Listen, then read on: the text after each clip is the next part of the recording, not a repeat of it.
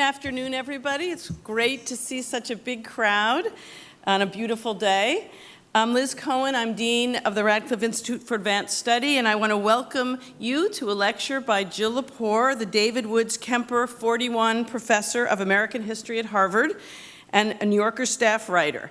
Jill's lecture, as I assume you know, is titled How Wonder Woman Got into Harvard. As you may know, Wonder Woman, otherwise known as Diana Prince, traces her origins back to the mythical Amazons of Paradise Island. But in actuality, the most popular female comic book superhero of all time sprang from the very human history of her creator, William Moulton Marston. Jill's article in the New Yorker last month offered a tantalizing glimpse of the story we will learn more about today, beginning with Marston's studies at Harvard, where he first encountered suffragists, where he conducted his first psychological experiments on Radcliffe students, and where his wife earned a graduate degree in psychology from Radcliffe College. All graduate degrees were actually given by Radcliffe in those days. Like a good private eye, Jill has tracked down Marston's personal secret history, but in her book, she also has revealed something equally notable. That is, the essential role that women played in the major historical changes of the early 20th century. Marston could not have created Wonder Woman without the suffragists and birth control advocates who campaigned for women's political and personal autonomy, without the cohort of women known as New Women who sought greater independence through education and professional work, or without the Greenwich Village feminists like Charlotte Perkins Gilman, who imagined greater autonomy for women freed of domestic responsibilities. And let me note here as an aside that Gilman's papers are here at the Schlesinger Library, and the Radcliffe Institute will host the 6th International Charlotte Perkins Gilman Conference this June 2015, and that's titled Gilman and the Archive. You can get more information on our website. The astonishing history that Jill is about to recount today is just one of many remarkable stories that have been discovered thanks to the Schlesinger Library's unparalleled collections. And just as Wonder Woman has a surprising history, so too does the Schlesinger Library. Because very fortuitously, the founders of the Schlesinger Library anticipated back in the 1940s the importance of collecting documents related to women's lives, long before women's history emerged as an established academic field. Since then, our collections have played a crucial role in shaping the field of women's history. Scholars such as Eleanor Flexner, Gerda Lerner, Ann Douglas, Anne Furr Scott, Linda Gordon, and Nancy Cott all relied on the Schlesinger's materials to write the books that define the field. And that hasn't stopped. Last year, our librarians and archivists welcomed more than 5,000 researchers and students. Our collections have been cited in more than 10,000 books in the last decade alone, books that continue to break new ground and expand the field of women's and gender history. The Schlesinger's manuscripts, diaries, letters, photographs, printed sources, and oral histories, just to mention some, have been the raw material for an ever deeper and richer understanding of the public and private lives of generations of Americans. And as researchers' questions about the past change over time, so too must the collections that help them write a more complex and inclusive history. With that goal, our curators are constantly seeking new materials, particularly ones that document the lives of women of color, women from across the economic, political, and cultural spectrum, and American women acting globally. 70 years ago, librarians and historians at Radcliffe began documenting the lives of American women for a history that was yet to be written. Today, we remain committed to that responsibility to build collections that will provide future generations of researchers with the raw material that they will need to write the next chapters. It's now my great pleasure to introduce someone who deeply appreciates the remarkable stories buried in the Schlesinger Library's collections, because she has discovered many of them herself. Historian Susan Ware has graciously agreed to serve as senior advisor to the library this year as we undertake a national search for a new faculty director. Susan and I met 22 years ago, believe it or not, as colleagues in the history department at NYU, and it has been wonderful to work with her again at Radcliffe, first on the Schlesinger Library Council, and now as she advises the library this year. Susan's research focuses on 20th century American women's political and cultural history, as well as the history of popular feminism. She earned her PhD from Harvard in 1978, drawing on many of the Schlesinger's collections to write her first book, Beyond Suffrage, Women in the New Deal. She then authored a biography of New Deal feminist and reformer Molly Dewson, relying on Dewson's papers that are also here at the Schlesinger. And all in all, she is the author of 8 biographies, including Still Missing, Amelia Earhart and the Search for Modern Feminism, and Game, Set, Match, Billie Jean King and the Revolution in Women's Sports. In 2012, Susan was appointed the general editor of the American National Biography, which is the premier biographical encyclopedia of U.S. history. I'd like to conclude by thanking Susan and Marilyn Dunn, who's the executive director of the library, for putting the finishing touches on arrangements for today's lecture. We have Nancy Cott to thank for arranging several wonderful programs for this year before she stepped down as the four-timer faculty director of the Schlesinger Library, including inviting Jill to speak to us today. Jill and I have been privileged to have Nancy as our colleague, and where is Nancy? There, right there. As our colleague in the Harvard History Department, and the Radcliffe Institute has been very fortunate to have had Nancy as the intellectual leader of the library for the last 12 years. Many would agree that Nancy is something, if you will pardon the pun, of a Wonder Woman herself.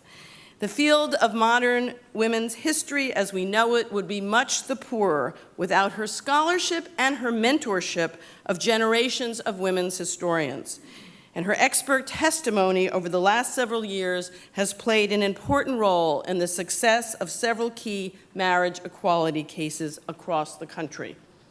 What a wonderful gesture, then, that Jill has dedicated the secret life of Wonder Woman to Nancy. And I quote, "For making history."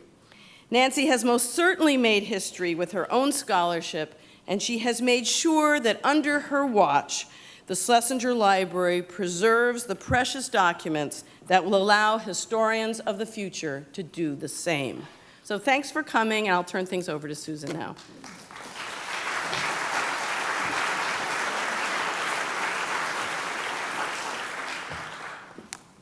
Well, I stand here before you with a severe case of book envy.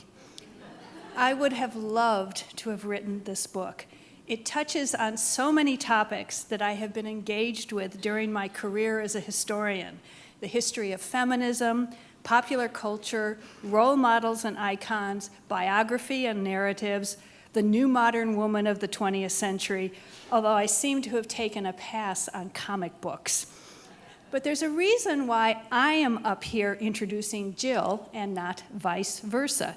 Even if I had been shadowing her in the archives, waiting for crumbs and clues to drop, I could never have been able to conceive, let alone execute this book. Only a scholar and writer of Jill Lepore's broad historical imagination could have sniffed out this story in the first place and then packaged it in such an appealingly and beautifully illustrated narrative. Now, it's a bit daunting to sum up Jill Lepore's career to date, I guess I should say. I'm sure there will be much more to come, although maybe not at the recent rate of a book a year. Unlike most historians, her scholarship ranges widely across centuries and fields: King Philip's War, the Tea Party, New York slavery in the 18th century, the American character, an exploration of ideas about life and death, back to Ben Franklin's sister, which many of us had the privilege of hearing her describe here at Radcliffe last year. And add to that the range of pieces that she has contributed as a staff writer for The New Yorker, and you have one versatile historian. And that versatility is on full display in The Secret History of Wonder Woman. I'm delighted that Lepore is introducing the wonderful, rich histories of suffrage and birth control movements, as well as modern feminism, to general readers, although they may learn more about the history of bondage along the way than they expected. Margaret Sanger's 1923 text, Motherhood in Bondage, takes on a whole new meaning after reading this book. And she encourages us to think about the unfinished agenda of modern feminism in provocative ways. Also about the sources it takes to write history. As a member of the Acquisitions Committee at the Schlesinger Library, I especially want to know more about the privately held Marston family papers, which supplied so many juicy details for the book. I bet there's a good detective story there. One of the qualities I most admire in a historian is the ability to tell stories. Jill Lepore is a consummate storyteller, and I look forward to the story she will tell us today. Thank you.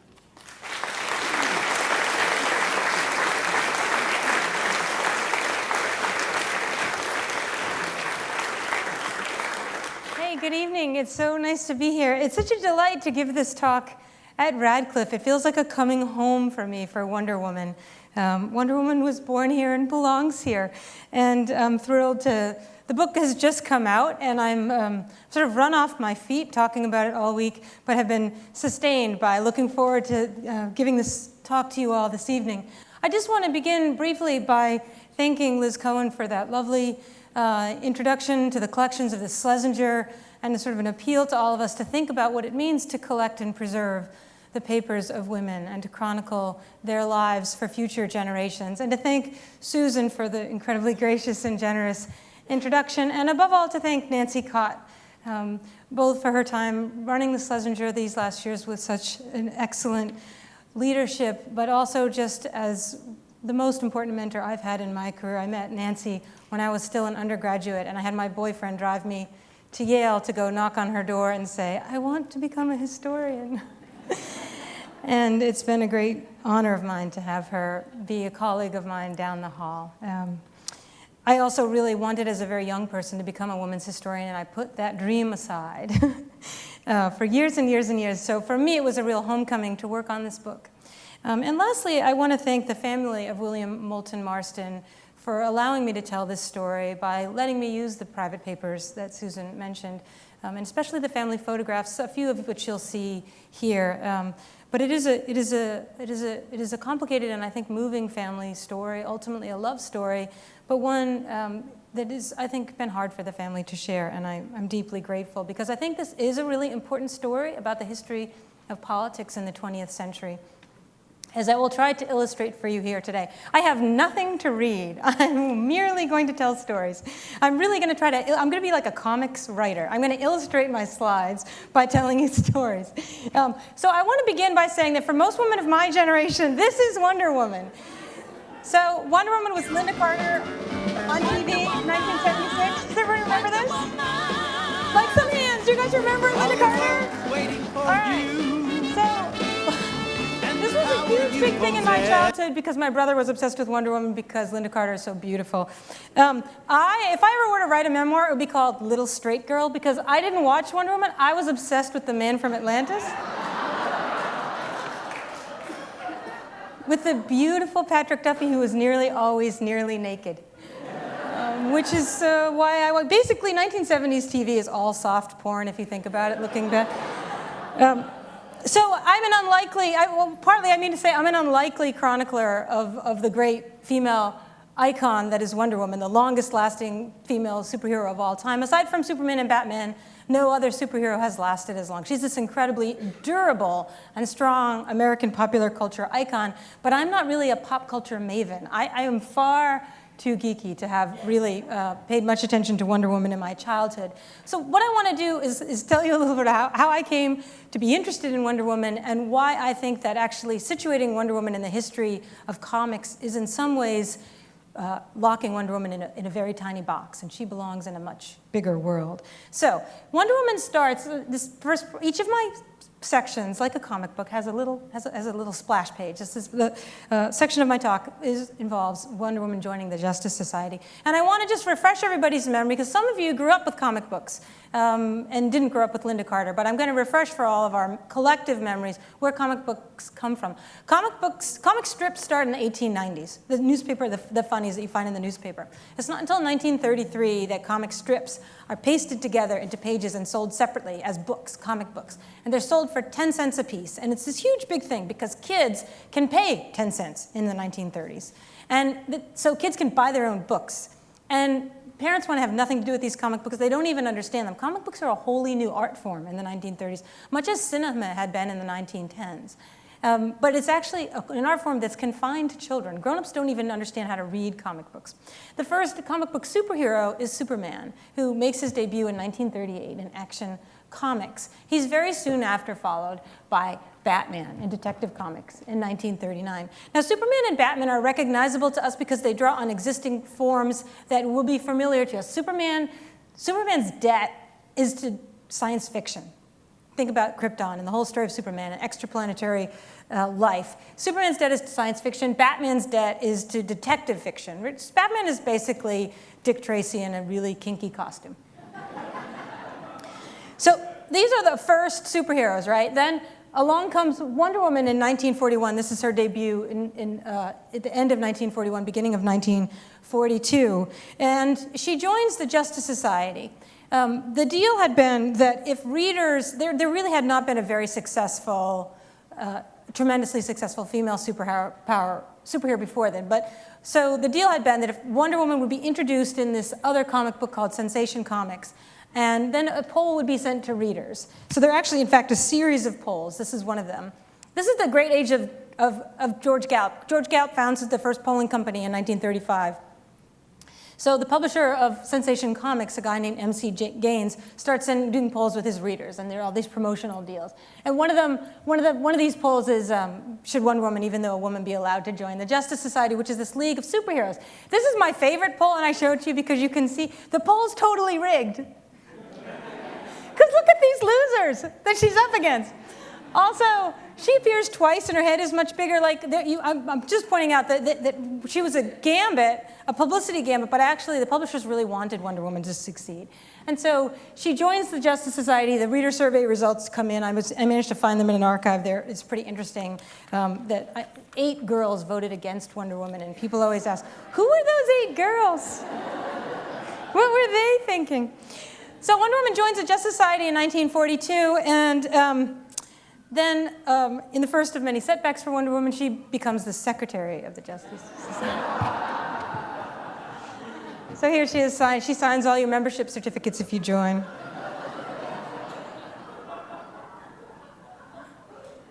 Again, but like against these guys, couldn't they keep the meeting minutes? It's pretty.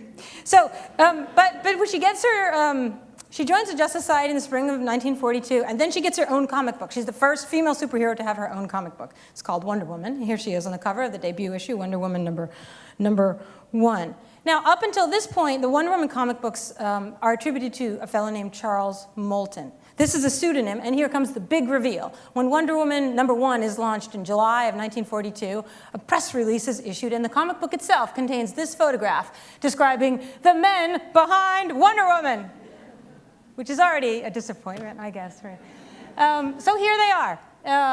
Charlie Gaines, the publisher, M.C. Gaines, is on the right, seated without a jacket. Standing by in the middle of our photograph is Shelley Mayer. He's a young editor. He edits Superman. He edits the Justice League stories. To your left of him is Harry G. Peter, the artist, a quite elderly man for working in comics. Most comic book artists were teenagers. Harry G. Peter was in his 60s when he started drawing Wonder Woman. He hadn't really done any comic book work before he started drawing Wonder Woman. And then the big reveal is here, seated on the left, William Moulton Marston, a psychologist with a PhD from Harvard, is revealed in this press release to be the creator of Wonder Woman. And it gets a tremendous amount of press. People interview Marston all over the country, does all kinds of radio interviews. And Marston is described in the press release, which I'm pretty sure Marston wrote. The press release describes Wonder Woman as explicitly a feminist project, you can see here. Wonder Woman was conceived by Dr. Marston to set up a standard among children and young people of strong, free, courageous womanhood, and to combat the idea that women are inferior to men, and to inspire girls to self-confidence and achievement in athletics, occupations, and professions monopolized by men, because the only hope for civilization is the greater freedom, development, and equality of women in all fields of human activity. And here's where we applaud!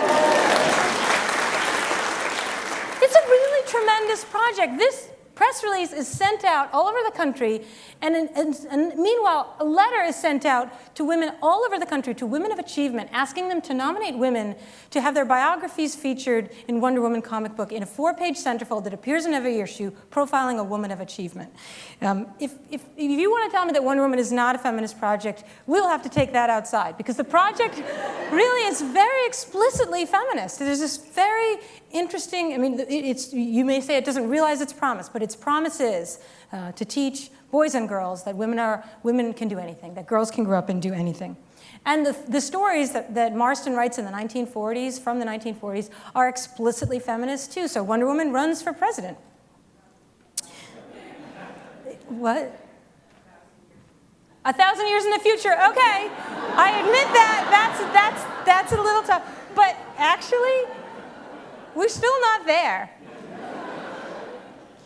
But anyway, but it's not just in public, in these press releases and in the comics themselves, that this message comes across. Marston, in a private letter, he's asked, why did you create Wonder Woman? A few years later, he says, Wonder Woman is psychological propaganda for the new type of woman who should, I believe, rule the world. So that's just really interesting. If you were me and you never paid attention to comic books ever before, and then you start digging around at Wonder Woman, it turns out to be a more complicated project than I had ever really thought. Now, there are some things about Wonder Woman that are deeply conventional. Like all other superheroes, she has a secret identity. So there's a lot of questioning and dazzling around who is Wonder Woman, who is Wonder Woman. Well, she's really Princess Diana, the princess of the Amazons from Paradise Island, which is a paradise because there are no men there. And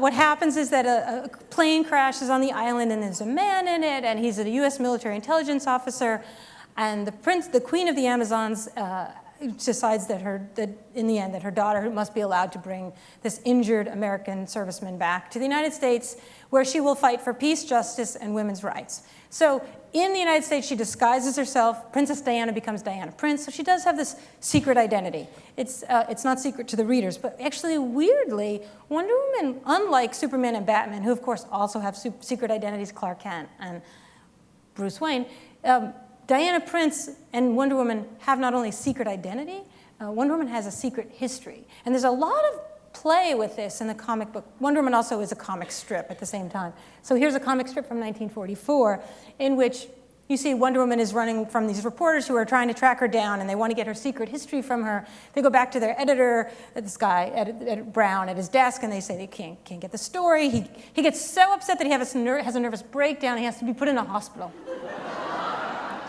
He's so avidly, I as a historian understand this, like, shoot, you almost got to the bottom of the story, and then, like the archive, you pull the folder from the archival box and it's empty or something. I would be in the hospital too. So he's hospitalized, and Wonder Woman, taking pity on him, disguises herself as a nurse, and she brings him this parchment. And she says that it contains the secret history of Wonder Woman. A strange, veiled woman left it with me. So I love this. This is me too in the last panel, running out of the hospital, and Hospital Johnny, I found the secret history of Wonder Woman. He doesn't have the secret history of Wonder Woman. The parchment contains the myth about the Amazons and the Paradise Island and how the Amazons came to be, which is a story that is completely cribbed from Charlotte Perkins Gilman's Herland and feminist fictional utopia. Wonder Woman's backstory is completely derived from feminist fictional utopia. She's no relation to science fiction or to detective fiction. Wonder Woman's backstory, her debt is to feminism.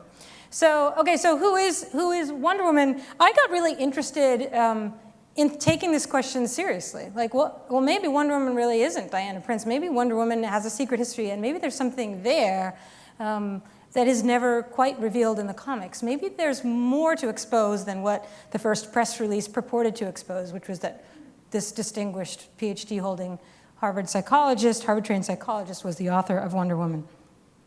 So happily for me, because I hate to travel, this story all takes place in Cambridge. Because it turns out Wonder Woman's origin story isn't really on Paradise Island in the middle of the ocean. It's here in Cambridge, and it actually involves the life of Marston himself.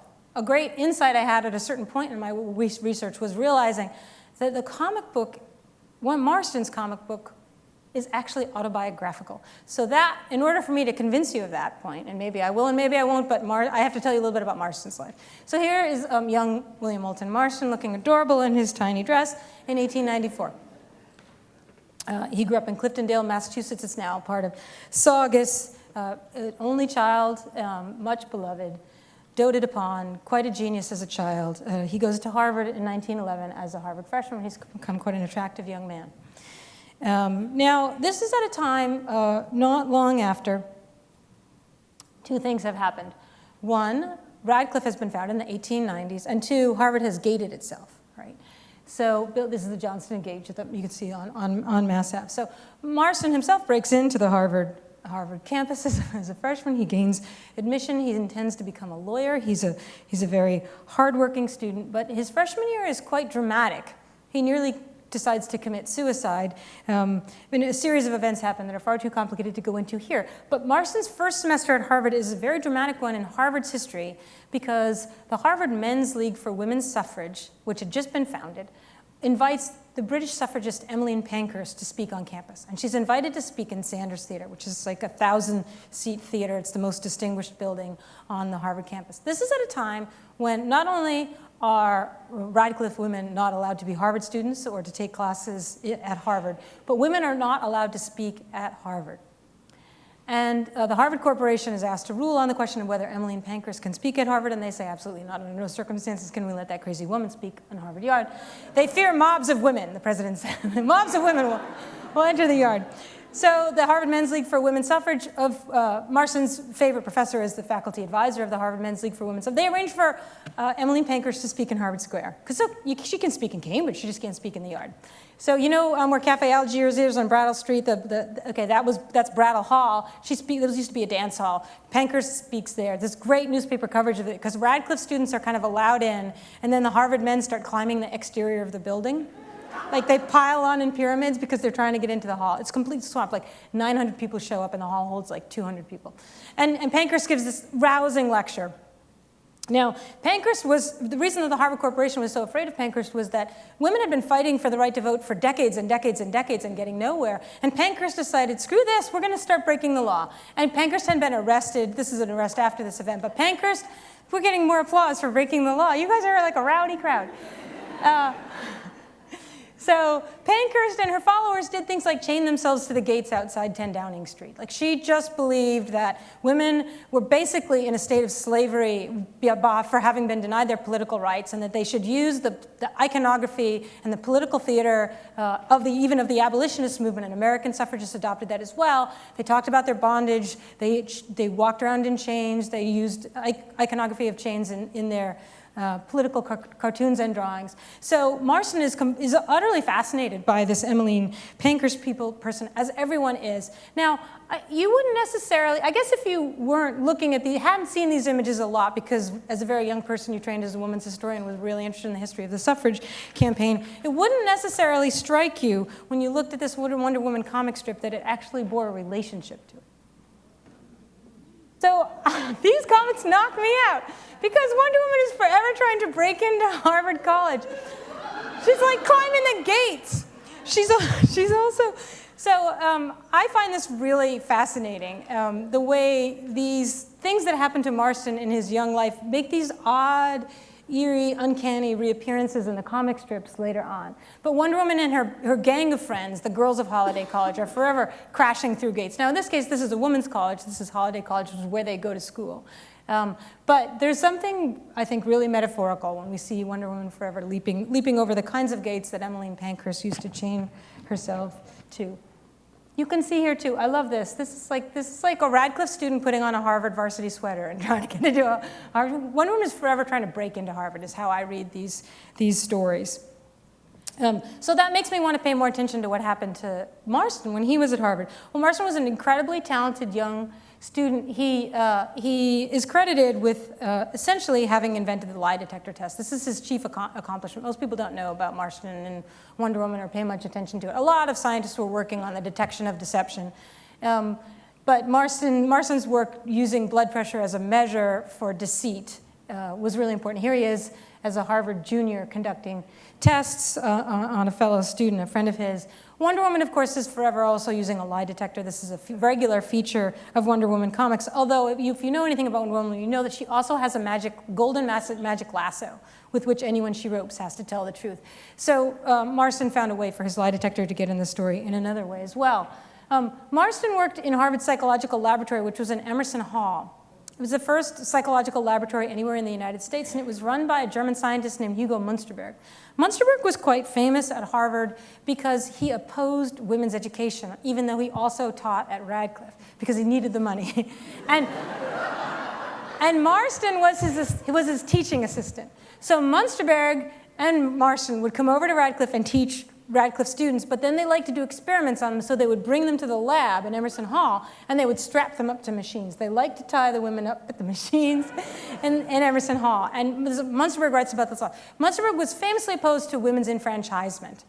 He thought that the single most corrupting influence, the most degrading feature of American life was the desire for emancipation on the part of American women. It brought him into considerable trouble with his colleagues who disagreed with him. Even if they were anti-suffragists, they disagreed with the vehemence of Munsterberg's position and his disregard for women's accomplishments. Now, this is interesting that Hugo Munsterberg, the founder of the first psychological laboratory in the United States, the most important, former president of the American Psychological Association, one of the best-known psychologists of the first part of the 20th century, reappears as Wonder Woman's arch nemesis, Dr. Psycho. Who is forever chaining and locking Wonder Woman up in the basement of his psychological laboratory. And Dr. Psycho's whole problem is that he doesn't believe in women's rights. And he thinks women should basically just be chained up, and they should be chained to stoves, and they should not work, and that they have too many political rights. Dr. Psycho is Hugo Munsterberg. If, like me, you've spent far too much time reading comic books and also thinking about the history of psychology at Harvard. All of which is just an attempt to convince you that the central conceit and plot of Wonder Woman, in fact, involves the exclusion of Radcliffe women from classrooms at Harvard and the use of women as objects of study by Harvard professors. It's actually, Wonder Woman looks really, really interesting when you think biographically about the life of Marston. And when you think about the importance of this institution and the provocation that this institution's founding was to Harvard and to American intellectuals, and the long repercussions of that provocation that live with us still and are our burden and obligation to realize. So, I want to tell you a little bit about things that involve Wonder Woman, not at Harvard. We'll come back to the Harvard piece of story, but I've kind of now, I hope I've realized the weight of my title, which was how Wonder Woman got into Harvard. I hope I've showed you that. But there are a lot of other things that go into the character. So one thing, why does Wonder Woman look the way she looks, and why is she dressed the way she looks? Pretty interesting. Wonder Woman is drawn by Harry G. Peter, this elderly newspaper artist whom Marston hires. Marston specifically says when he arranges his contract, I want to hire my own artist. So what happened is, the reason that Marston is hired in the first place is comics have been subject to a great deal of criticism by 1940. And Superman appears to many critics to be a fascist. Batman wields a gun. Americans are very anti-gun in the 1930s. And M.C. Gaines, the publisher of All American Comics, hires Marston and asks him, what should we do about the problem of all the comics critics? People want to burn comics, ban comics. Marston says, what you need is you just need a female superhero, and all your problems will go away, because she can be beautiful, and her superpowers can involve love and truth and beauty. And she'll be opposed to war, and she'll be opposed to violence. She's not going to be a fascist. She's going to be fighting for women's rights. But it would also be awesome if she was super hot. So these are the early drawings. Now, they have to be hyper-patriotic. Captain America, if you can picture Captain America, he comes out in 1940. He wears basically, his costume is an American flag. This is a real peak of American patriotism. So these are the first drawings that Peter sends to Marston about Wonder Woman's costume. Marston has other influences. Marston, this is an alternate drawing from the same era. Marston is actually a staff writer at Esquire magazine. Now, Esquire magazine is Playboy before there was Playboy. This is a centerfold from Esquire magazine from the very same moment. These are known as Esquire. These are known as Varga girls. Albertus Vargas was a Brazilian illustrator who did these pinup girls for Esquire. And these pinup girls were so popular that when I decided I was really interested in the influence of Vargas on Harry G. Peter, I went to Widener Library and pulled volume after volume of bound volumes of Esquire magazine off the shelves and opened them up, but they have no centerfolds. They've all been carefully razored out. So I'm sure this lovely lady enjoyed a place on the wall of a Harvard dormitory for some months before she was thrown away. But you can see the influence here, right? There's a certain kind of sultriness, a leggy sultriness, a kind of cosmopolitanism, a kind of sexual beckoning, a certain fetishism. So that leads to another element of the Wonder Woman as a character, and as a visual character. Wonder Woman's weakness, Superman has kryptonite as his weakness. Well, Wonder Woman's weakness is that if a man ever binds her in chains, she loses all of her Amazonian strength. Which means that Wonder Woman is almost always being bound in chains, because that's the only plot, really, device that there is. Or like Dr. Psycho can put her in a cage, but she's always going to be somehow in bondage, because Marston said the whole comic book was about the emancipation of women. It's supposed to teach girls how to be free, and so she has to break free in every issue. And in order to break free, she has to first be tied up. People have their doubts about that. But it's an interesting premise, and what I think is important about it, and one of the discoveries I'm most happy and excited about, is that I got really puzzled about why Marston wanted to hire this old, not especially well-received newspaper artist to draw Wonder Woman.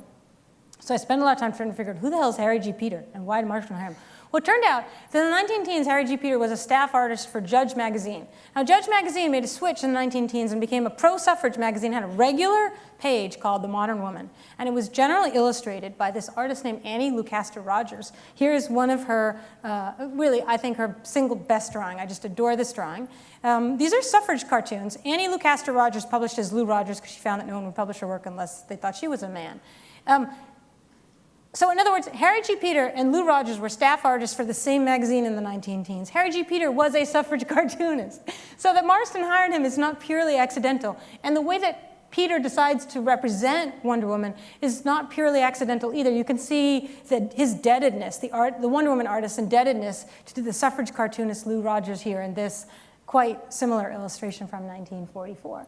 And then actually, Marston's argument that the bondage is metaphorical and is indeed a political message has plenty of support, right? I think we can see here there's a lot of support for his contention that Wonder Woman is bound up not because it's fetishistic S&M, but because it's an allusion to suffrage and to the conventions of suffrage portraiture and editorial cartooning. Lou Rogers is this tremendous artist, and I'm really delighted that some of her work has been collected by a scholar named Alice Shepard and will be coming into the Schlesinger in future years. She's also just incredibly charming in this photograph, so we just need to dwell on Lou Rogers because I find her so captivating. So there's this really other interesting component to the story of Wonder Woman, that is to say the visual ties, not just Marston's life, but the iconography itself in the cartoon. We can see that even more when we look more closely at the storylines. So in suffrage parades, women often rode white horses. Wonder Woman is always riding a white horse. She's on a horse so often that it becomes a joke among the staff working on Wonder Woman, like, does she have to be on the horse again?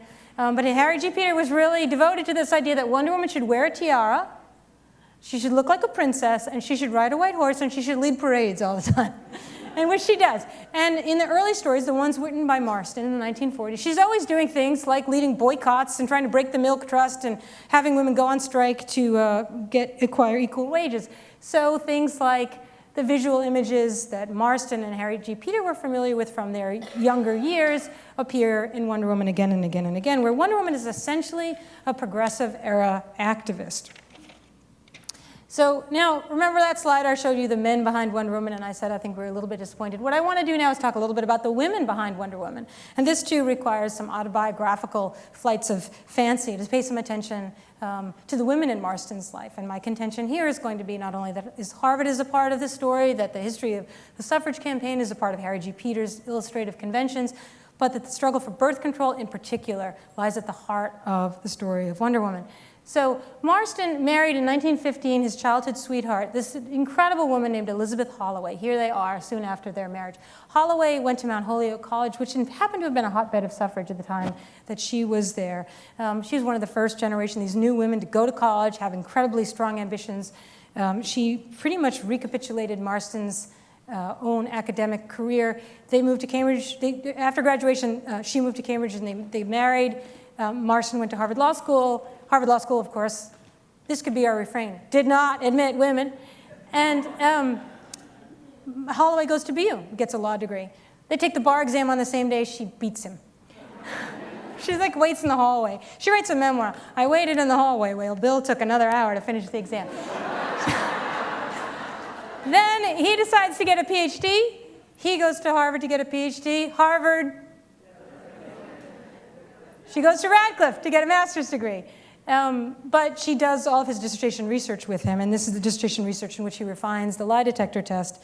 Marston then goes to American University. Holloway moves to Washington with him and takes a job. He's involved in this really important legal trial that I don't have time to describe, but what happens is Marston attempts to get the lie detector introduced into court as evidence in the case of the murder trial of this man, James Fry. A story that is rewritten in Wonder Woman, in which what happens in Fry is that the lie detector is deemed inadmissible because it's basically crazy science. And what happens in Wonder Woman is that the judge is like, thank you, Wonder Woman, for bringing us your magic lasso. We will, of course, call on me anytime. In any case, I want to talk a little bit about what happens to Marston after this failure of his great campaign as a legal psychologist in 1922.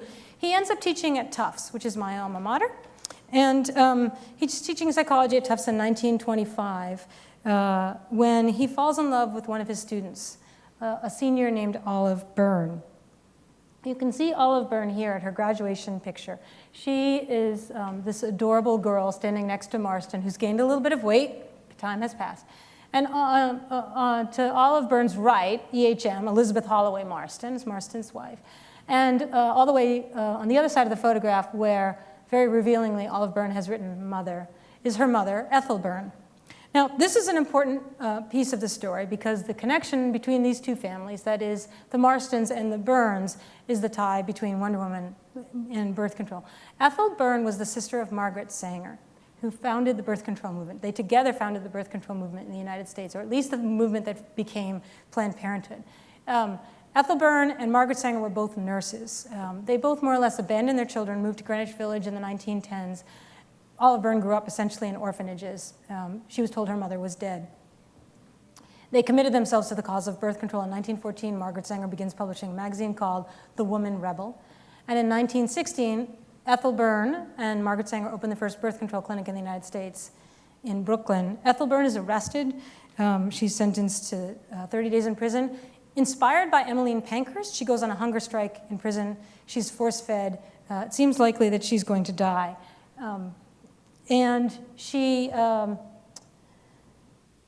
going to skip ahead to these other photographs. This is Sanger's Woman Rebel, which I think of as a kind of ancestor of Wonder Woman, and I think it really changes how we think about Woman Rebel to think about Wonder Woman as the product of the Woman Rebel. Here are Margaret Sanger and Olive Byrne on the right during their trial in 1917 on charges of obscenity. Ethel Byrne goes on this hunger strike. She's about to die. Margaret Sanger does something very curious and a little suspect. She makes a deal with the governor of New York that if Olive Byrne will never again participate in the birth control movement, she can be released and her life will be saved. Margaret Sanger makes that pledge on behalf of her sister without her sister's permission. Ethel Byrne is furious. Ethel Byrne is far more radical than Margaret Sanger, it turned out. But she's basically kicked out of the birth control movement, which changes its direction. Margaret Sanger then goes on to marry a very wealthy oil magnate and transform her cause into one that has a greater alliance with Rotarians than with socialists. She just decides there's money to be had in seeking the support of women in the suburbs, and she abandons her socialist and radical friends who also believed in free love. That would include Ethel Byrne, who did not believe in marriage. One thing that Margaret Sanger does is hire Lou Rogers as the art editor for the Birth Control Review. Lou Rogers is another tie between these two families. And this is not an illustration made by Rogers, but edited under her watch, in which the lack of birth control is represented as a form of enslavement. Women are often in Wonder Woman dragging these balls and chains, and we have to admit this looks a little suspiciously sexual, right? Nevertheless, and we will get to that. I think bondage was promised in the introduction. But I really want to insist on the deep political roots of this iconography in the birth control movement in particular. I think there are photographs of Sanger that are quite canonical that I, myself, just having an eye for these things, having spent a lot of time looking at these things, I feel like I keep seeing Wonder Woman playing with these things. This is a really well-known photograph of Sanger, who was banned from speaking in Boston on the grounds that discussion of birth control was a violation of the obscenity laws. She had herself dramatically gagged and photographed and stood on the stage. This is Old South Meeting House. And while Arthur Schlesinger read a statement about censorship, it was quite a dramatic event. So when I see the bondage and the gagging in Wonder Woman, it looks political to me, and I'm just trying to explain how that could be. We'll come back to that.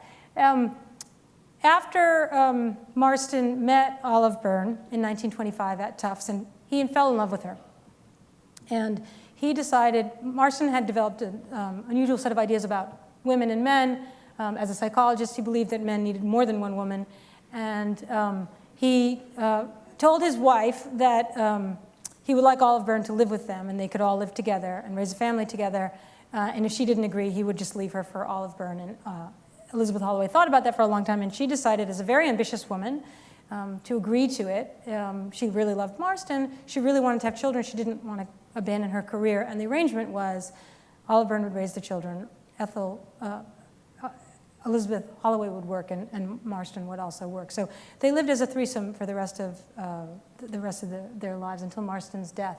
But what this meant for Marston, among other things, was that he was pretty much blacklisted from academia. This was an untenable family arrangement when it was found out about by his colleagues. So he kept losing jobs. He was fired from Tufts. He tried to teach at Columbia. His appointment was not renewed.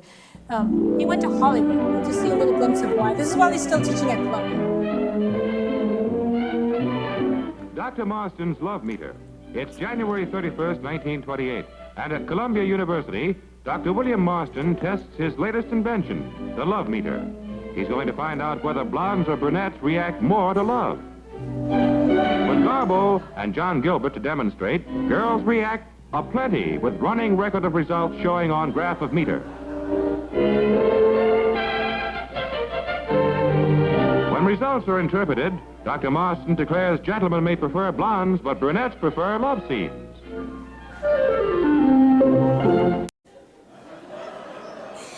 So at this point, Marston, who had been quite a distinguished and ambitious scientist, has become a showman. I mean, he loves putting on a show, loves putting on a show. He's also got this odd family arrangement that means he's going to not have the distinguished stellar academic career that he had once hoped for. He publishes this book that was his sort of last gambit to become, to be a distinguished academic. It's called Emotions of Normal People. It's not widely reviewed. There is a single review in a scholarly journal, and the review is written by Olive Byrne. But it is a really interesting piece of psychological work from the 1920s that, although it didn't have descendants, is really kind of a phenomenal monument to a certain kind of thinking about psychology and emotion in the 1920s. And one of the things that's actually, I find quite heroic about it, is that much of the work is actually an argument against the idea of abnormality. Marston insisted that the whole sort of fixation on the abnormal, on the abnormal psychology, was a misunderstanding of the varieties of human psychological experience, and especially of the varieties of sexual expression.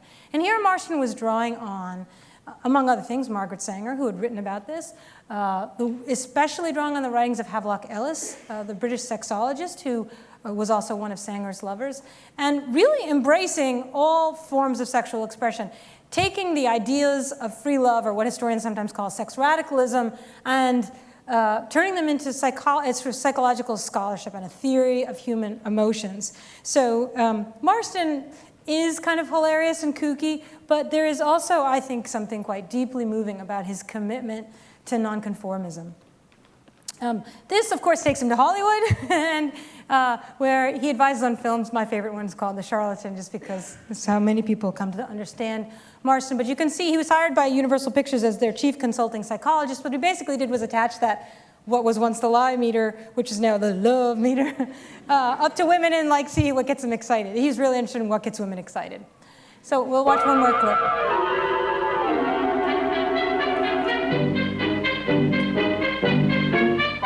Dr. Marston and Emotions.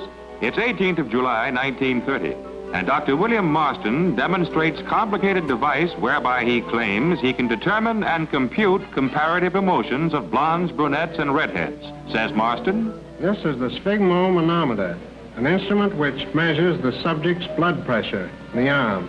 This is the kymograph drum, which records the breathing. The breathing is taken with the pneumograph around the subject's chest. We are now going to test the girl's reactions to gambling." I promise you it's riveting, but we're going to run out of time if we watch all these clips.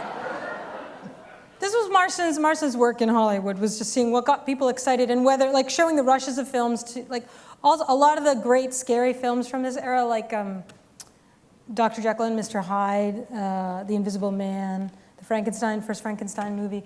Marston would see, could people handle how scary these things were? Was it exciting? How could he measure it? Should it be more exciting? It was a really interesting, project. But the Marstons then en masse come back to New York in 1931. So who is Wonder Woman? We've kind of filled in a lot of missing pieces about Wonder Woman. Wonder Woman, I want to claim, really borrows a lot from the life of Marston himself. The comics are themselves quite autobiographical. She's deeply inspired by Olive Byrne, who lives with Marston and his wife. In the 1920s and 30s, they together have 4 children. They raise them in a house in Rye, New York. Wonder Woman looks quite a lot like Olive Byrne. She's also inspired by Margaret Sanger, who by the 1930s is probably the most famous feminist in the world. She's world traveler, she's widely celebrated. She isn't as controversial as she later becomes. She's largely feted in the 1930s. I think Wonder Woman also draws from Lou Rogers, the great suffrage and feminist cartoonist. So I want to suggest that there are many sources for Wonder Woman. She also draws on Elizabeth Holloway Marston. Marston's wife's a real influence on him. But I want to talk, before we go to Q&A, I want to spend a little bit of time, now that I've talked about where Wonder Woman came from, talking about what happened to Wonder Woman. Marston dies in 1947 as a relatively young man. So what happens to Wonder Woman after Marston's death is a really curious and interesting story, too. Comic books undergo a great change after the end of the Second World War. Most of the superheroes are actually fighting the Axis powers, and it's a little bit like what happens to kind of espionage fiction at the end of the Cold War. Like, no one knows who John le Carré is. Like, what do I do now? So this comic book writers have this problem with what their superheroes are supposed to be doing, and a lot of them just stop publishing. A lot of superheroes comics just go out of business. Wonder Woman carries on. Elizabeth Holloway writes to DC Comics and says, you know, Marston's dead, but the comic book is dying. You have terrible writers writing these stories, and they don't understand the central message that my husband was trying to get across about women and emotion and peace and love and women's rights and emancipation. And you should hire me because I have all the time, I'm just as skilled, and I have all the training, and I'm a great writer, and I know all about the character. And DC Comics takes more or less the view that Harvard takes of Emmeline Pankhurst and says, no, you can't possibly have you write Wonder Woman. They hired this guy named Robert Kanigher, and this is what he does to Wonder Woman. She loses her kinky boots, which I didn't like the kinky boots so much until I saw how much I missed them. So this is pretty much what Wonder Woman looks like all through the 1950s. She's just daffy and helpless, and she's desperate to marry Steve Trevor, who, under Marston's reign, refused to marry Steve Trevor. There's this one hilarious comic that Marston wrote called The Amazon Bride, in which Wonder Woman actually does marry Steve Trevor. She says, I just want to become your docile little wifey. And at the end of it, she wakes up and she's like, thank God that was a bad dream. But that bad dream is the whole story that Robert Koenig, she never wakes up from that bad dream in the 1950s. But it was a really challenging time for women in comics, that is to say, women characters in comics, because women writing comics didn't have much chance to get a job. DC Comics really struggled with what to do with this character because she seemed so tired, but they wanted to keep her in print because she remained the most popular female comic book superhero all through the 1960s. So they tried doing this like Diana Rigg Avengers deal here. They just like, oh, Wonder Woman has lost her superpowers, but she's groovy. But then something way more interesting happened. Of course, the women's movement happened. And here's the turn that I find maybe the most fascinating of all. Women, so historians often think about the history of the struggle for equal rights for women using this wave theory. I mean, historians actually think this is crap, but I'm going to say, pretend that historians believe this. So, which is that, like, there's a first wave starts in 1848 with the Seneca Rights Convention and ends in 1920 when the 19th Amendment is ratified and women get the right to vote. And then the second wave begins in 1963 with the feminine mystique, and then we have like 67, 68, now, then by 72 we have Ms. Magazine, National Women's Political Caucus. This is the second wave. And then we have other waves now. But, as if like nothing happened between 1920 and 1963. The thing that's so cool about recovering the secret history of Wonder Woman, because the family sort of finally willing to let the story be told. Families kept the story secret to protect the family's privacy. They had this strange, unusual family arrangement. And Margaret Sanger had her own reasons for wanting to keep the story secret and her ties to Wonder Woman secret. But when you take Wonder Woman out, then you kind of do just sort of this weird trench in the middle of the 20th century. When you put Wonder Woman back in the 1940s, and you realize that Wonder Woman is inspired by these suffragists and early feminists and birth control activists in the 1910s, well, that's just a source of continuity. And then Gloria Steinem and others of her generation talk about reading Wonder Woman comics in the 1940s when Wonder Woman ran for president. It really affected them. And they talk about that in the 1970s. Then you just have this, like, the missing link is finally there, and the 20th century makes sense. Or at least for me, I needed that link to be there to understand the history of that struggle. So when women start organizing in what becomes the women's liberation movement, they resurrect Wonder Woman. This is this incredible Edward Sorel cartoon from 1969 from New York Magazine. A student of mine found this who's writing a tremendous senior thesis about New York Magazine. Gloria Steinem worked at New York Magazine. So they resurrect Wonder Woman. They call her the liberated lady. And the Y is just missing. And she's fighting against men who whistle at women on the street, and she's fighting against rape. She's fighting, in this issue, the lady meets the smug liberal. This just rocks. Like, this is the most fascinating twist in the history of this icon. She's taken up all over the place, this collective of women's comics writers who found the Women's Liberation Basement Press in Berkeley, California. This is a comic book, It Ain't Me, Babe Comics, that's here at the Schlesinger. They do this great thing. They put Wonder Woman on the cover. It's all these other stock women from comic books and comic strips in a parade. They're basically protesting the dumb plots that they've been made to act out in for decades and decades and decades. So in the story inside, Veronica and Betty run away together.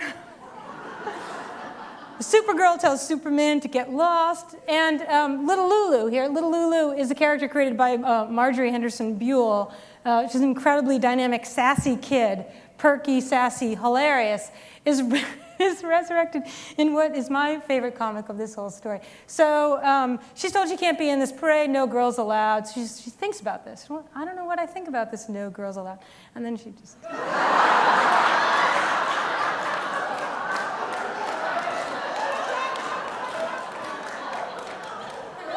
So Marjorie Henderson Buell's son, Lawrence Buell, is a distinguished emeritus professor of English literature here at Harvard, and I have continued to urge him that we could have T-shirts and we could sell them. I think we could raise... How many are in for the T-shirt? We have a great fundraiser for the Schlesinger Library.